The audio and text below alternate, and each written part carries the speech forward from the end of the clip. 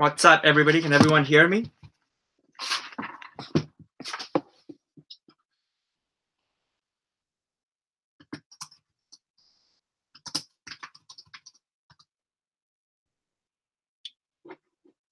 Hi, everyone. I just want to do a quick sound check. Can everyone hear me? Awesome. So welcome to Intro to Ruby. So we're going to be covering the basics of Ruby today. So let me just give you a quick introduction as to who I am and what we're going to be learning today. So my name is Giri. I go by GPAL.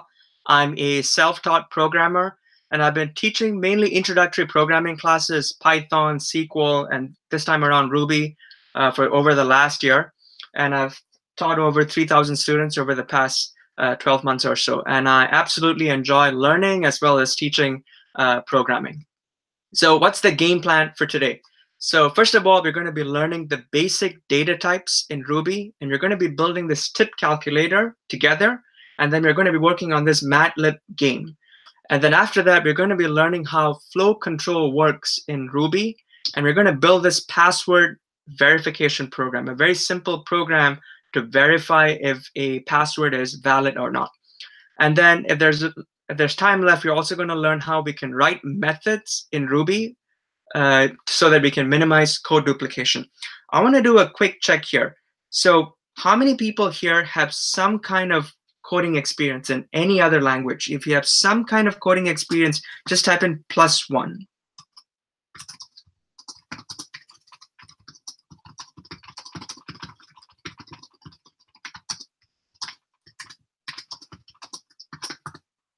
So if you have some kind of coding experience, just go ahead and type in +1 so that I can get a feel for where we are. Okay, so it seems like a fair number of people have some kind of programming experience. Okay, so how many people here have completely no programming experience, meaning you have never written a single line of code? That's fine too. If you have zero coding experience, go ahead and enter +2.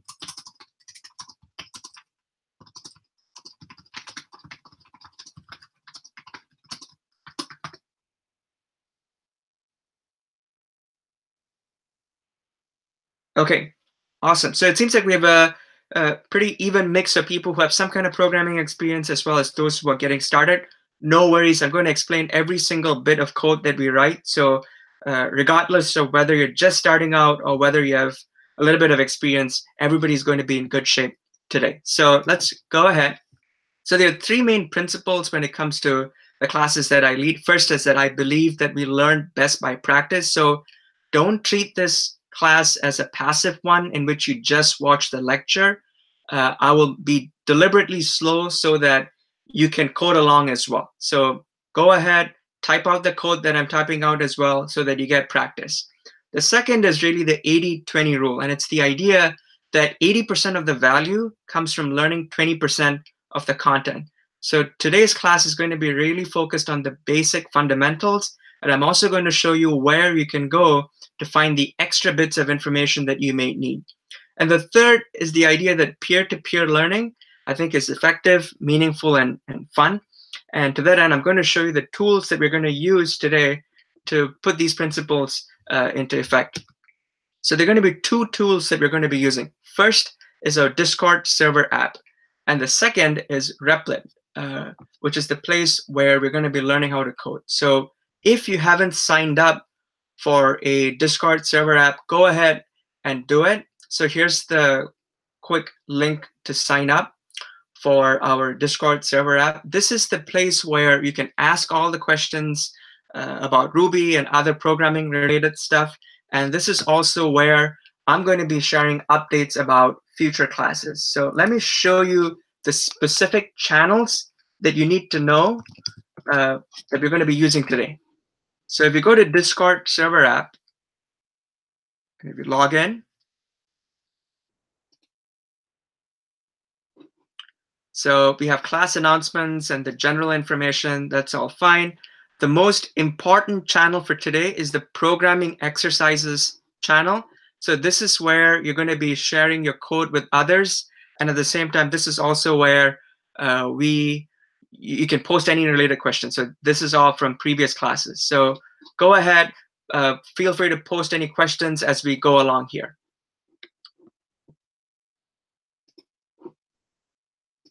So that's the Discord server app. The next tool that we're going to be using is Replit. So Replit is a tool that allows you to code on the browser itself.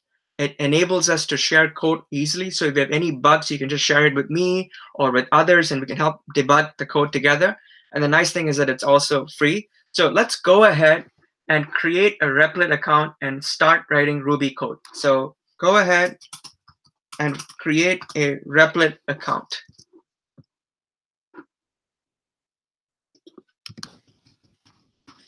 And if you're done, just sound out so that I know we can keep going. So go ahead, first create a Replit account if you don't have it.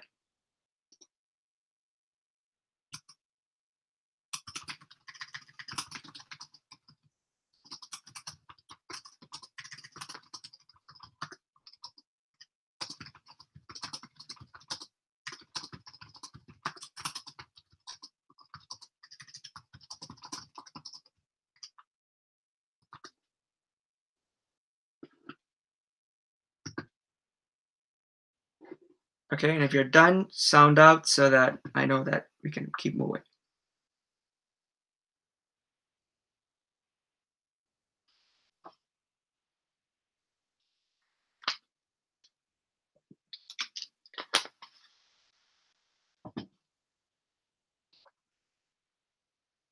Awesome. So it seems like most people are done. Anyone having issues signing up with Replit? Okay, awesome. I think everybody is pretty much done. Great. So after you sign up for a Replit account, you should see this button at the bottom right-hand corner. Go ahead, click that, and then Python is going to be the second link. Sorry, Ruby. Ruby is going to be the second link. So go ahead, click Ruby. All right, and you're going to see this funny name. Everyone's going to have a funny name, different funny name. So this is the name of the file that Replit has given us. We can go ahead and change it.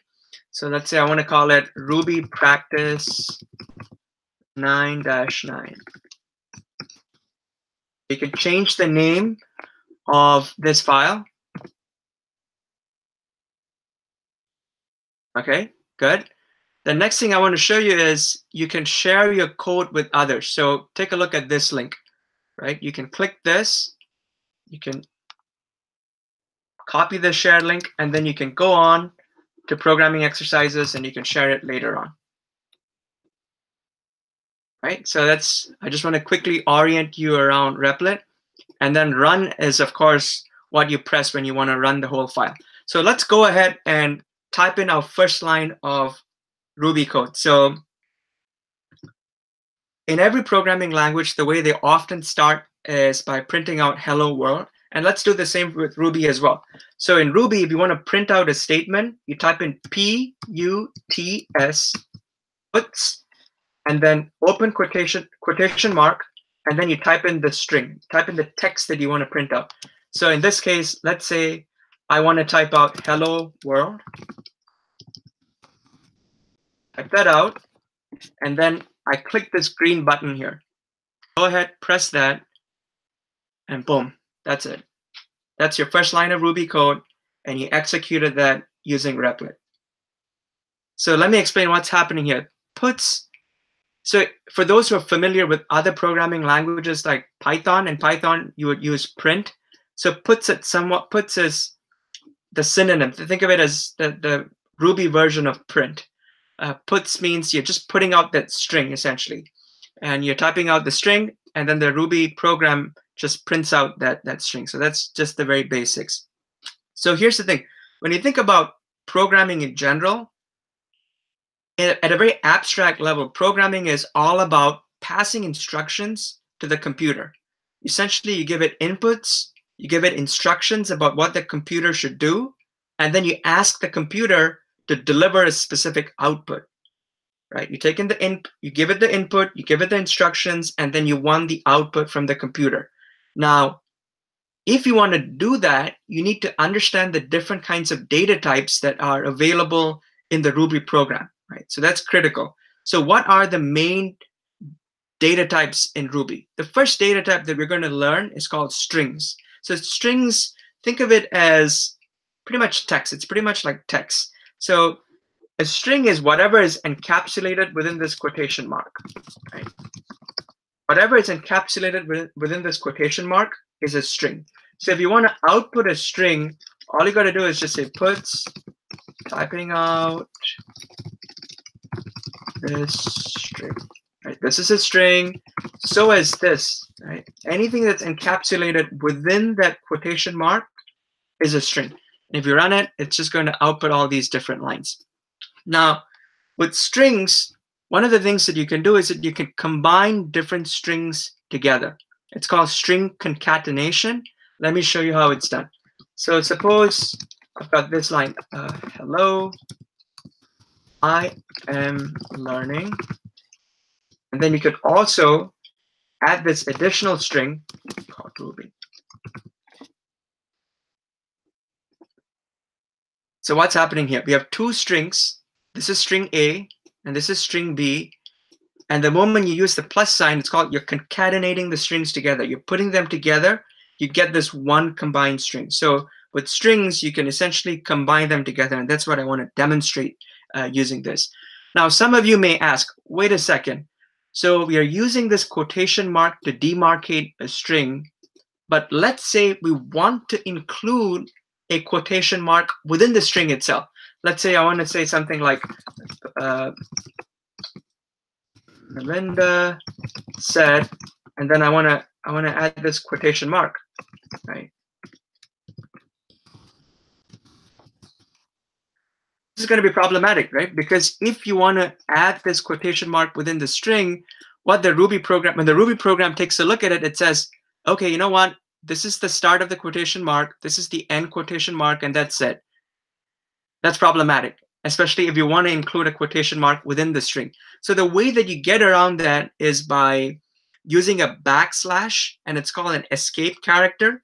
So if we want to say to the Ruby program, look, this quotation mark here, don't treat this as the end of the string, right? Just ignore it. The way that you do that is you add the backslash, right? If you add the backslash, you're telling the Ruby program, this isn't the end of the string, just output this character as you would any other character. So now if you run this, right, you find that we can, in fact, output even a character, a quotation mark character. So that's pretty much, that's a very quick introduction into strings. There are other data types as well, and let me run you through the other data types. Another type of data types is called integers. So integers are pretty much, think of them as the whole numbers, the numbers that you can count with. 1, 2, 3, 4, 0, -2. Think of it as numbers that don't have any kind of a decimal point associated with them. So an example of an integer would be 1, right? 1 would be an integer, 2 would be an integer, -2 would be an integer. So all these are integers. There's another different data type, and it's called float. And a float is something that has a decimal point associated with it. So for example, a 2.0 would be a float. A 9.3 would be a float. 9.9 would be a float. So anything that has a decimal point is a float. Now, with both integers as well as floats, you can perform basic arithmetic using Ruby, and I'm going to show you how that works. So let's say you want to add up numbers, right? You say 1 plus 2. Let's run that and see what we get. We get 3. So you find that Ruby is, in fact, adding these numbers together. You can also perform subtraction, 2 minus 1. Run it, at 1, right? You can also perform multiplication and division. Let's say you want to multiply 2 by 2. And let's say you also want to divide 6 by 3. So you run it, and you get the right answer. 2 times 2 is 4, matches nicely. 6 divided by 3 is 2. Wonderful. Now, let's say we want to try out division of 3 divided by 2. Let's see what we get. By right, we're supposed to get 1.5, but let's see what we get. Okay, let's cancel all of these lines out. Let's try it. Okay, this is kind of odd. 3 divided by 2, as I said, was 1.5, but we get 1 here. So what's going on? So here's the thing. What is 3? Is it an integer or is it a float? It's an integer. What is 2? It's an integer.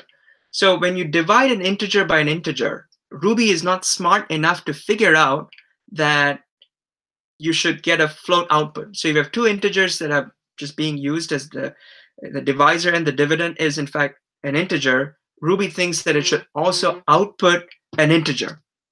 So how can we make sure that we get a float response? What you do is very simple. You just add, you make it a float. You add the 0. And then you get the right answer.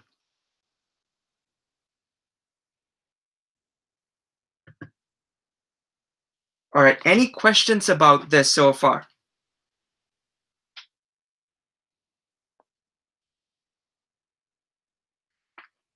All right, it's all good? Okay, excellent.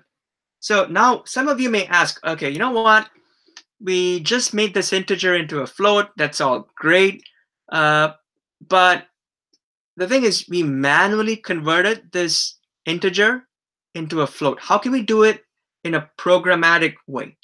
So the way that you do that is there's this method called to_f that converts an integer or a string or whatever data type into a float.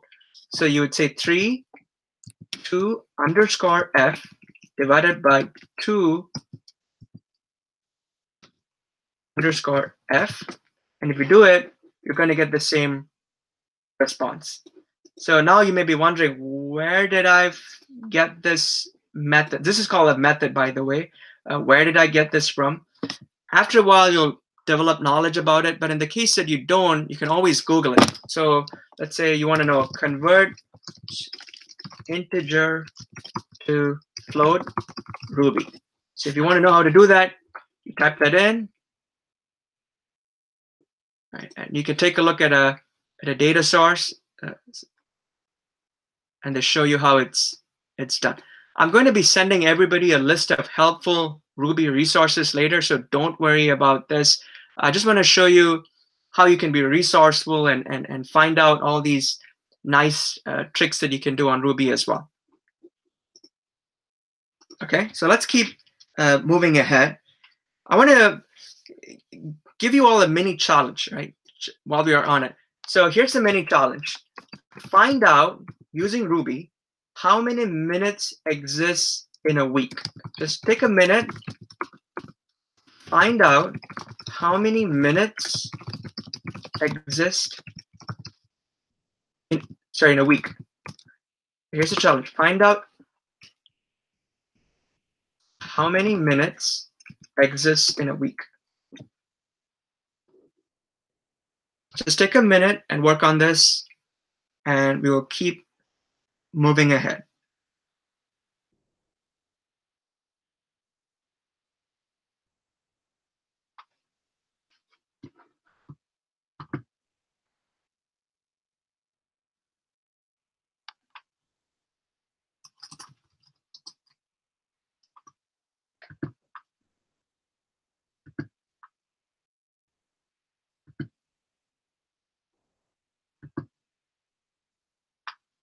Okay, cool. So the question was, how many minutes exist in a week, right? So the way that you think about it is, okay, we need to know how many days exist in a week, and that's 7. And we need to figure out how many hours exist in a day, that's 24. And how many minutes exist in an hour, that's 60. So using the very simple arithmetic using Ruby, if you output it, you figure out that in every week, you have about 10,000 or so minutes. So I just wanted to give you just a quick feel for how you can do simple arithmetic using Ruby.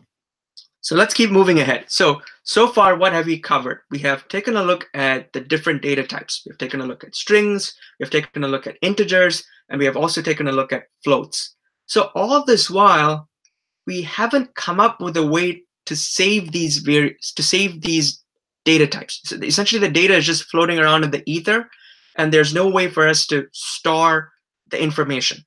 So how can we store the information? In Ruby, you have these things called variables. In every programming language, essentially, you have variables. Think of these variables as essentially containers. They hold the value so that you can manipulate them downstream. So let me give you an example here. You want to create a variable, just pick out a name. Let's say I just want NAME, and let's say I type in my name. So essentially what we have done is we have created this variable and we have assigned it this string value.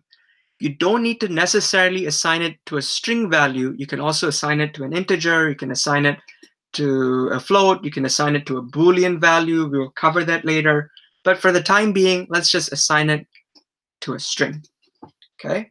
And now, let's say I want to type out a statement which reads, my name is, and then now instead of hard coding instead of using the string directly, I can key in the variable name, and let's see what we get. Oops. Neat. So you find that the variable is acting as a container for this string, and at the appropriate juncture, this string is being outputted here. So that's how variables work. So in this case, we have assigned a string to a variable. You can also assign integers to a variable. So let's say I want to have num1 equal 8, num2 equal 90. And let's say I want to do some simple math. I want to add num1 plus num2. You're going to get 98. So let's run that code. And you get 98 here. So essentially, I want to show you how using variables, you can essentially hold all the pieces of information. Now, all this while, we have been hard coding the values. We have been hard coding the information. We create the variables, and then we assign it specific values. That's not super interesting, right? Because in a real life program, you need to have some kind of interactivity. You need to interact with the users. You need to get information from the users and then assign those inputs as the values. So how can we get information from the user? So to do that, we're going to be using this method called gets. Now, puts means put out a string. So gets, think of it as getting a string from the user. So the way that you would do this is you would essentially type out the question first. Let's say I want to say, hey user, please enter a name. Please enter your name. Okay. And then if I want to get the user's input, what I need to do is I need to create the variable and I need to say gets. So when I say gets, what's happening is it's getting input from the user and it's assigning that string to that specific name variable. So now let's say I want to type out hi plus name. You run that. Okay, let's say I type gpal. Excellent. It says hi gpal. You can also add additional strings to it. Okay, see what happens. Oh. Okay, now something odd is happening here, right? All the information should output in a single line, but what's happening is that for whatever reason, we get the output essentially broken up into 2 lines. And that's because when you get input from the user, often it contains trailing spaces, trailing characters, and you need a way to kind of just eliminate all of those extra junk. So the way that you do that is you add this method. I'm going to explain what methods are later. Just stick with me here. Called .chomp. So that just removes all the trailing spaces at the end of the user input. And if you run it again, okay, now this looks better. You're essentially printing it out all in one line.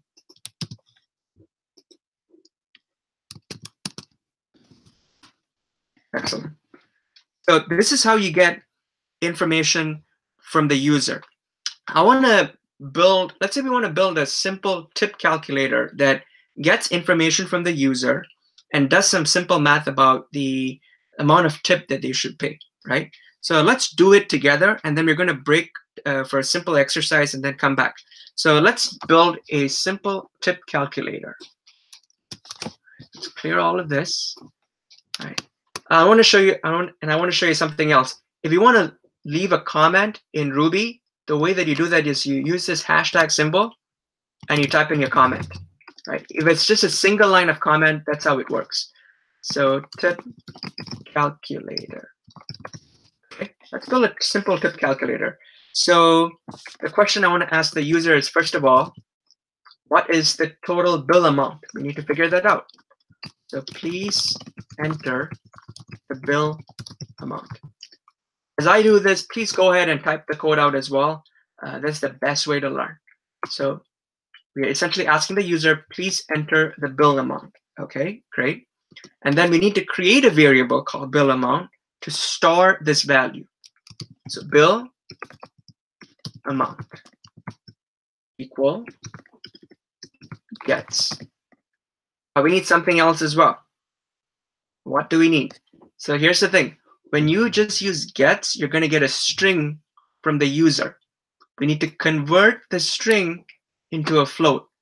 And we saw that we could do that using this to_f method. We Googled it previously.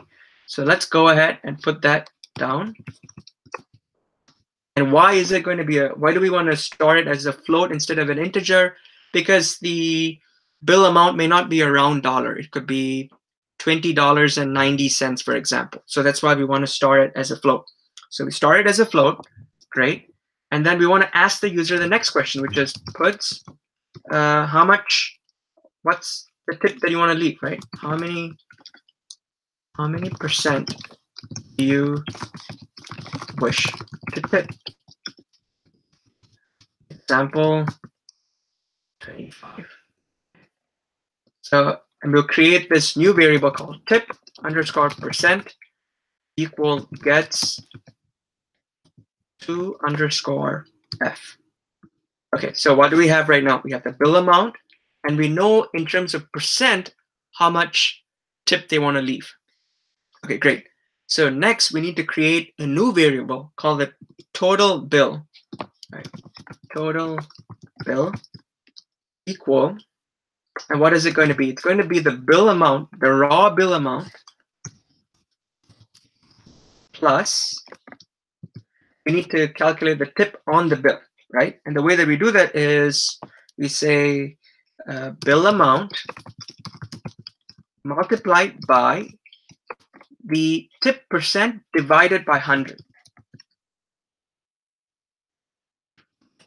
Okay. And now let's say we want to output the message. Okay, here's total. Okay, we want to include total bill. But remember, once again, this total bill variable has a float. And we want to convert the float into a string because in Ruby, strings are concatenated with strings. Integers work on integers. You can't mix different data types. So how do we do that? Once again, we go to Google. Let's say we're really confused. How to convert float into string. Actually, you need to use to_s. I just want to show you how you can search for this information if you're confused in the future. You're lost and you want to figure out how it works. Okay, let's say you want to figure out how it works. Go to Stack Overflow, which is a great resource, and you find that somebody is talking about, it shows you that using to_s, as I mentioned previously, you can convert the float into a string. So let's use that. To_s, and let's run this right now. Okay, let's say the bill amount is $100. Let's say we are really generous and we want to leave a 25% tip. Oops. Okay, give me a second. Let's see. We have a small bug here. Amount. Okay, this needs to be tip _%. Okay, let's run this again. The amount is 100, 25, and then you get the final output here saying that, hey, here's the total bill. Right? So that's a very simple tip calculator just to show you how you can get input from the user, process the data, and then output some meaningful information back to the user. Now, what we're going to do is that we're going to build a MadLib game together. I want each one of you to take about 5 to 10 minutes to work on this. Let me share with you the link on our channel. So take about let's take about 10 minutes to work on this. So let me explain this game here. So here's the assignment here. Here's the challenge here. You want to create a program that asks the user to give you at least 2 nouns and 1 adjective, and you want to combine it together to create like a funny line. So let me give you an example here of a MadLib game.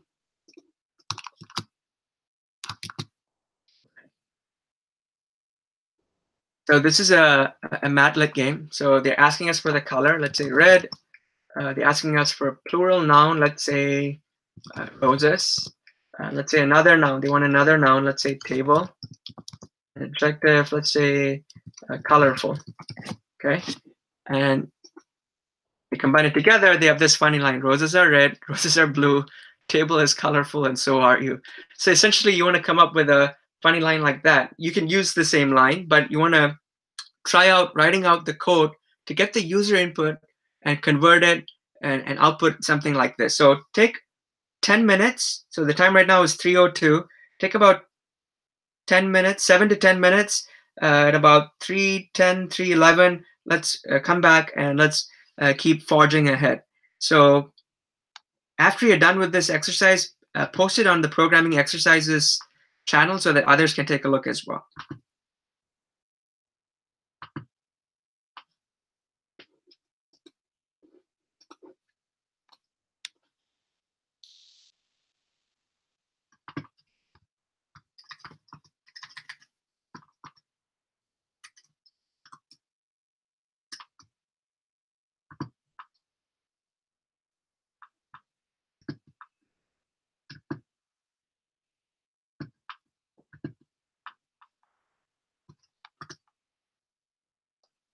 So I've just posted the link on our YouTube chat and our programming exercises channel. So that link has all the instructions on this challenge.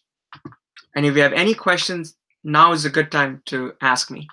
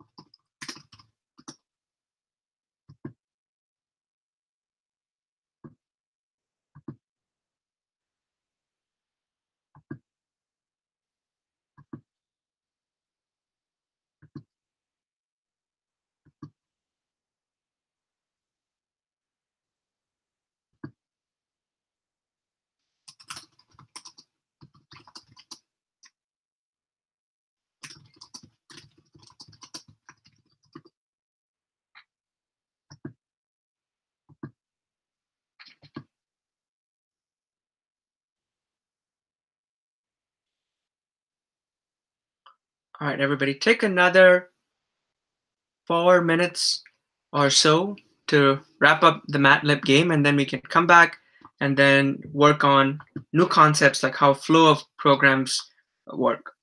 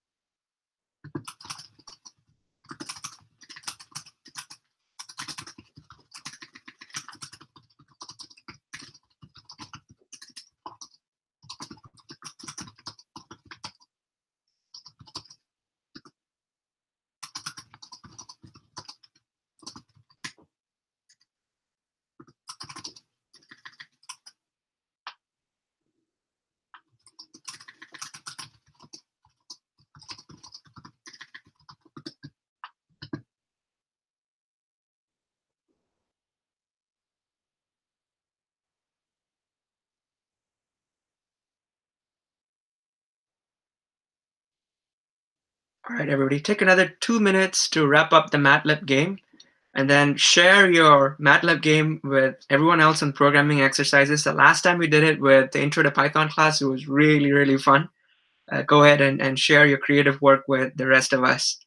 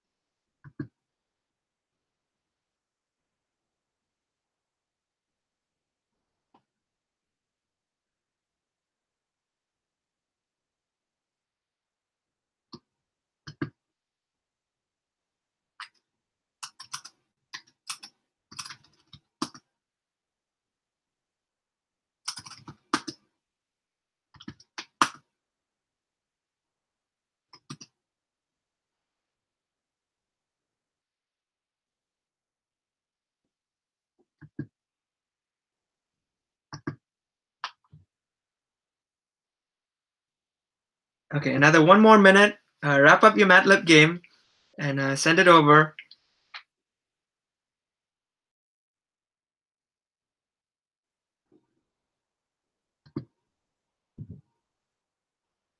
And if you have any questions, now is a good chance to ask before we move ahead to the next part.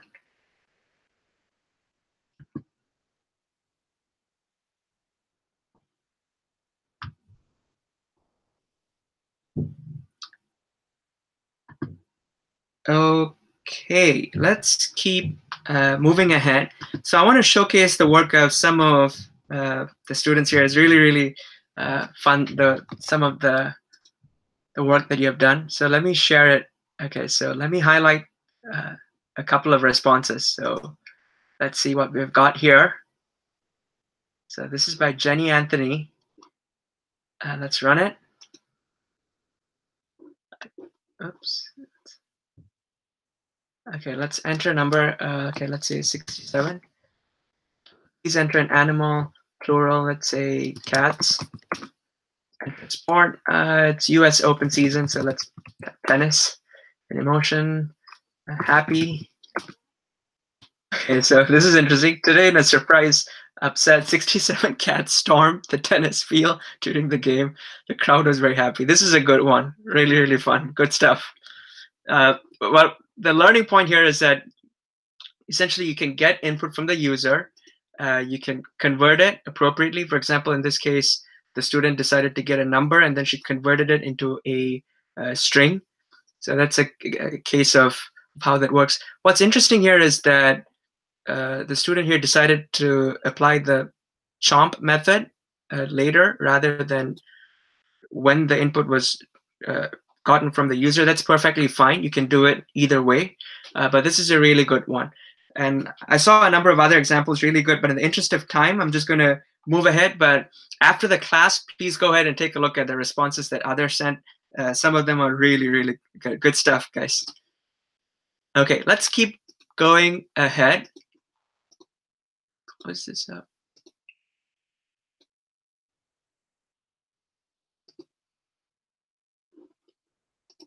Okay, so all this while, when you look at our programs, that it has been pretty much executed in a single track, as in there isn't any sophistication involved. For example, in the tip calculator, what happens if a user enters a negative value?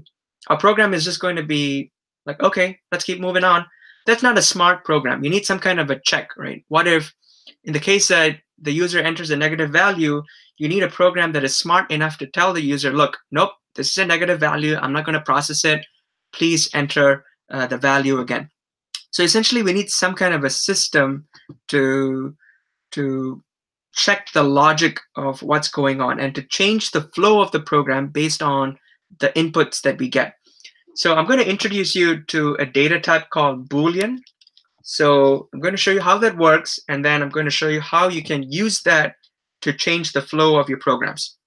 So let me just quickly show you how Booleans work. So Booleans are either going to be true or they're going to be false, right? They're just either of these two values. So let's say you want to type in puts 2 greater than 1. This is true, right? 2 is greater than 1, so this is going to be true. Let's run this, and you find that true is the output. And suppose you type in 1 greater than 2, this is false. So you're going to get the false response. So Booleans are going to be either true or false, and it evaluates the statement, and then it gives you the response. So far, we have used greater than. You can also use less than. You can also use less than or equal to, greater than or equal to. All these are perfectly valid logical operators to use. There are 2 common logical operators that are used, and I want to quickly preview them to you. And it's the equal operator. So you want to check if 1 is equal to 1. You would type in equal 1. So this is an equal, right? Equal is just assignment. This is equal. You're checking if 1 is in fact the same as 1. That's what's going on here. And of course, 1 is the same as 1. So that's going to be true. You can also enter a string here. Is hello the same as hello? And of course, the answer is yes, so it's going to be true, right? But let's say you enter another string. This is going to be false. Right? There's another operator that's also commonly used, and it's called a not, right? This is a not operator. Hello is not equal to this, so this should be true, right? So essentially asking, are these 2 things different? And the answer is yes. So that's what this operator is doing. The thing with these logical operators is that you can combine them together using an AND or an OR operator. So I'm going to show you how that works. So let's say, let me just type it out, and then let me explain what's going on here.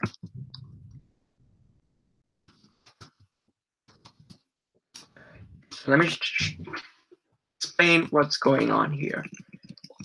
So previously we just had 1 logical operator, but now what I want to show you is that you can actually have multiple operators together. So is 2 greater than 1? True. Is 3 greater than 2? True. So with an AND operator, if both the conditions are true, then the final response is also going to be true. So you get true there. Now imagine we flip it around, right? Is 1 greater than 2? That's going to be a false. Is 3 greater than 2? That's going to be true. But with the AND operator, both the conditions need to be true. If either one of them is false, it's going to evaluate to false. So when you run this, it's going to evaluate to false. And you see false as the response. So in addition to AND, you also have the OR operator. So the way that you get the OR operator is you use what's called the pipe sign. So this is right next to the / symbol, right? So this is the OR operator in Ruby. You're asking, is either of these conditions true, right? Is 1 greater than 2? False. But is 3 greater than 2? Yes, that's true. And with the OR operator, unlike the AND operator, you just need one side to evaluate to true, and that's all it takes. So this is going to evaluate to true. You run it, boom, you get true. So I've shown you how logical operators work with just one condition, two condition, and theoretically you can just stretch it out to multiple conditions. There's no end to it, right? But often you're not going to stretch beyond 2 or 3. That's going to be pretty much the limit in daily programming. So let's say we want to write a program that informs the user that, look, if you have entered a negative amount, we want to signal that to the user. How can that work? So let's pull back the old code for our tip calculator. So please enter the bill amount. Okay. And then we want the bill amount. This is a bit of a refresher. Equal gets chomp 2_f, so that we convert the string into a float. Now, what we wanted to do is we want to say, look, if the bill amount is less than 0, it's a negative amount, we want to output a message saying that, look, it's wrong, something's wrong, something's not quite right, right? So we say, look, if bill amount, so this is how you write an if statement. I want to show that if, you type in if, and then the variable, the condition that you want to check, if it's less than 0, right? So you are checking for this one condition, is the bill amount less than 0, right? If it is less than 0, what do you want it to say? Say, look, puts bill amount can't be less than 0. Otherwise, right? What if the bill amount is equal to or greater than 0, right? So what's the alternative condition? In that case, you're going to type it as else, and then you're going to type out, let's move to the next stage. And then whenever you write an if-else statement, you want to end it. So in Ruby, the way that you do that is you need to type in END to indicate that that's the end of that whole if-else statement. So let's run this right now. Let's say I accidentally entered a negative value. Let's say negative 34. Now the program is smart enough to tell me bill amount can't be, can be less than 0. Okay, there's a typo there. Okay, negative 34. But let's say we run it again, and let's say we enter the right value. Let's say we enter $38. Let's run it again. 38. Let's move to the next stage. So this is how an if-else statement works. Now, some of you may ask, wait a second, what if we want to stack on multiple if statements? Right? Do we need to keep on writing if over and over again? No, that's not how it works. If you want to add additional conditions within this whole flow here, the way that you would do that is you would say else, ELS, without the E at the tail end, IF. Let's say we want to include this other condition saying that, look, if the bill amount is less than $10, we want to highlight to the user that we're not too sure if it's actually you're entering the right value. Maybe you missed out a 0 or something like that, right? So let's say the bill amount is less than 0, less than 10. Puts are you sure is rarely less than $10. Let's run this right now. 9. So when it's 9, this is how the Ruby program processes it. So it asks, okay, is the bill amount less than 0? False. So this is not going to be outputted. Now it goes to the next statement. It says, is the bill amount less than $10? Yes, 9 is less than 10. So that's going to be evaluated to true. And this is the message that's going to be outputted. And then it just exits the whole loop. Imagine we enter the value 0, 100, right? What's going to happen in the Ruby program? It's going to evaluate line by line. It's going to ask, is the bill amount less than 10? False. Nothing to do here. Let's move to the next statement. Bill amount less than 10. No, false. Let's move. Else, so this is the catch-all statement. All right. If none of the conditions that you've specified are true, this is going to be the ultimate result. Right? So this is going to be the final line of code. Now, what I want to do is I want to share with you another exercise here, a very simple exercise that gets you to check the length of passwords. And it also is a program that asks you to check if, in fact, users included a substring called QWERTY, QWERTY. That's like a common password that people use. So you want to essentially a program that tells the user, look, if you have, you want to write a program that checks if the number of characters is less than 8, and also you want to write the program that checks if the password that they have entered has this QWERTY substring inside of it, right? So I'm going to share that exercise with you. Take about, time now is 3:22. Take about 5 minutes. So at about 3:27, let's come back and let's keep going. I'm going to share that exercise with you right now.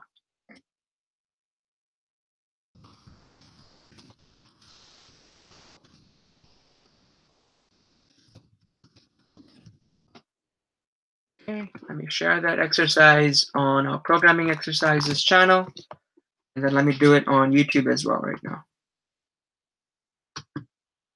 Take 5 minutes at 3:28. Let's just take 5 minutes, 3:28. Let's come back and let's run through this question.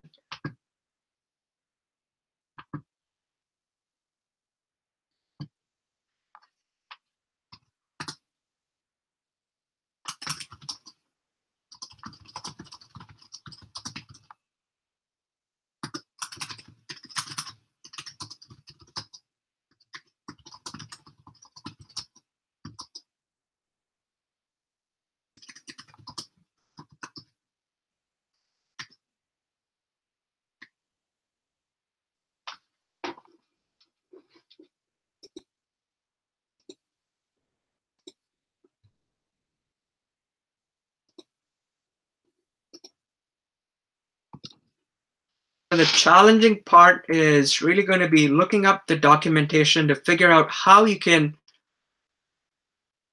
look at the length of strings and how you can check if a string includes a substring. And I've included some hints in the assignment. So go ahead, try that out. And as always, share your responses with us in the programming exercises channel.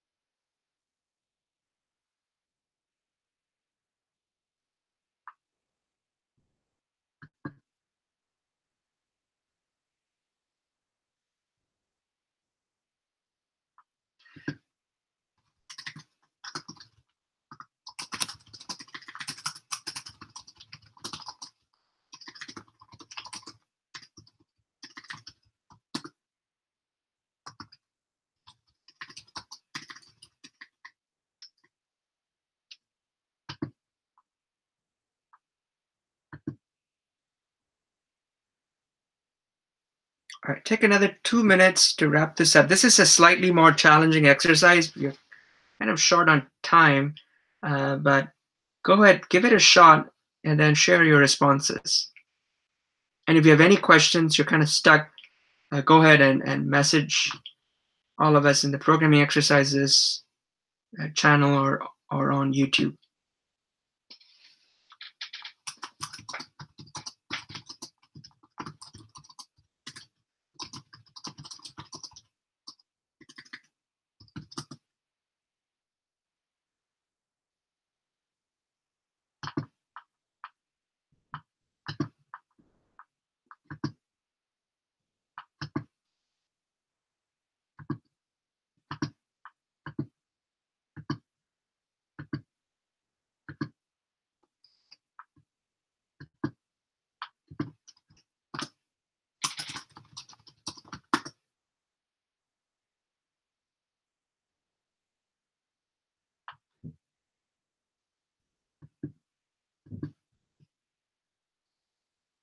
Okay, take another 1 minute. Let's wrap it up and share your responses with us in the programming exercises channel. This is a little tricky, so it's perfectly fine if you find it a bit more challenging.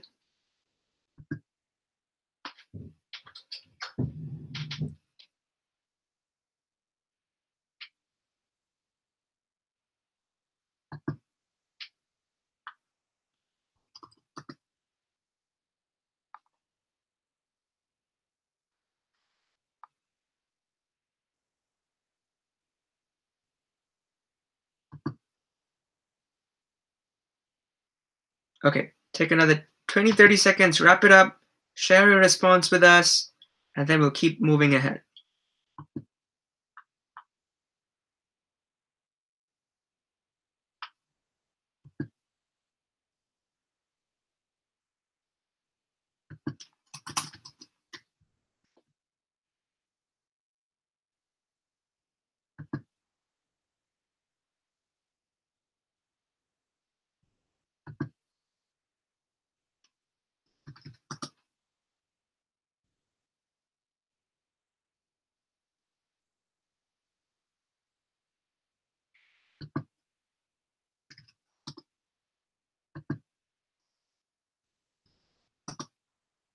Okay, now let's go ahead. Okay, let me show you some of the interesting responses that people have come up with. Okay, let's pick Perfective here. Okay, so once again, to recap the challenge, we want to check 2 conditions, right? We want to get the password from the user. We want to check if it is longer than 8 characters, and at the same time, we wanted to make sure that it doesn't include the QWERTY substring, right? So let's see what we've got here. Let's run the program and let me explain what's the solution that Perfective came up with. Okay, so let's run it. Let's say the password that I came up is, just say pass W, right? So that's obviously less than 8 characters. Okay, neat. It tells me that I should create a longer password. Okay, good. Let's say I enter, I'm really lazy. I don't know what password I should come up with. So I should just enter QWERTY. Enter that. Okay, now it says, hey, create a password without QWERTY inside it. Great. So we haven't checked all the cases, but it seems to be working here generally. So let me explain the code that Perfective came up with here. So first of all, he or she asks us to enter the password. That's great. And then the first check that is done on this program is to check if the password includes this substring. So where did we get this method from? This is from the link here. So if you take a look at the link here, so I also want to teach you how you read documentation. That's going to be a very helpful skill.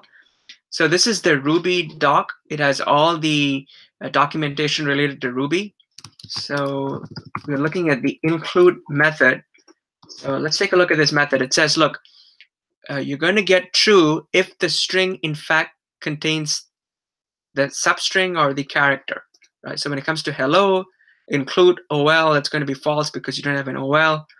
But if you're asking it if it has an H or a LO, that's going to be true because you have that substring within hello. So that's how the include method works. We're going to go through how methods work very quickly. So in this solution, we check if you have this substring. If it is true that you have the substring, this is going to be the output. Okay, let's say we don't have that. It's going to go and check the next condition. Is the password less than 8 characters? If so, you're going to get this output. Otherwise, we want to output the message that, you know what? Yeah, your password is correct. It has met all the conditions, the validation conditions, and your password has been set. So this is the solution. So this is a very neat solution. Good work. Okay, so I know we're kind of running out of time. I want to quickly run through how methods work because that's something that's super helpful to know. So in the time that we have left, let me just quickly teach you how methods work. Okay. So all this while, we have already been using methods. Puts is a method. Dot length is a method. Dot include, that's the method that we just used, is also a method. So this is the way to think about it. If data types are like objects, they are like nouns, think of methods as verbs, the stuff that you do on these objects. You want to check the length. You want to check if it includes this specific substring. So think of them as the actions that you can do on these objects. So for example, one of the things that we did previously was to check the length of a string, right? So we can say, look, hello dot length. That's a method that you can perform on a string, and it's going to tell you the length of the string. And documentation is, and you can read the documentation to figure out all the string methods, for example. String methods, Ruby documentation.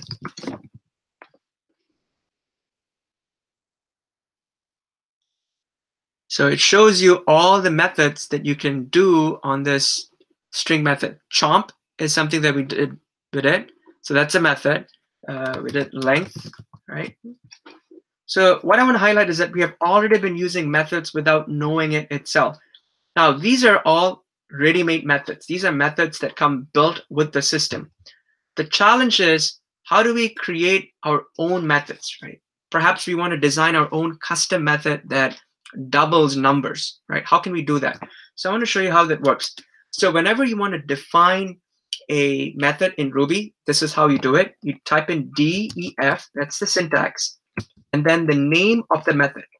Let's say I want to call this double underscore number, right? So that's the name of the method. And then after that, you have to use a placeholder variable name, right? Let's say I call it num, right? And then I move to the next line, and then I want to specify what I want this method to do, right? Let's say I want to say double num. I'm creating a new variable, and I'm saying, look, whatever is the num variable here that the user inputs, I want you to double it method. So num multiplied by 2. And let's say in this method, I want to print out a string with the number that has been doubled. So puts, I say, look, the number when doubled is plus, and then I say, look, double underscore num dot. Remember, this is going to be an integer, right? We're taking an integer, we're doubling it, so we want to convert it into a string so that we can add all these strings together. We can concatenate all these strings. So that's going to be 2 underscore s. Now, so we have defined the method name, we have the placeholder value, we have done all the processing.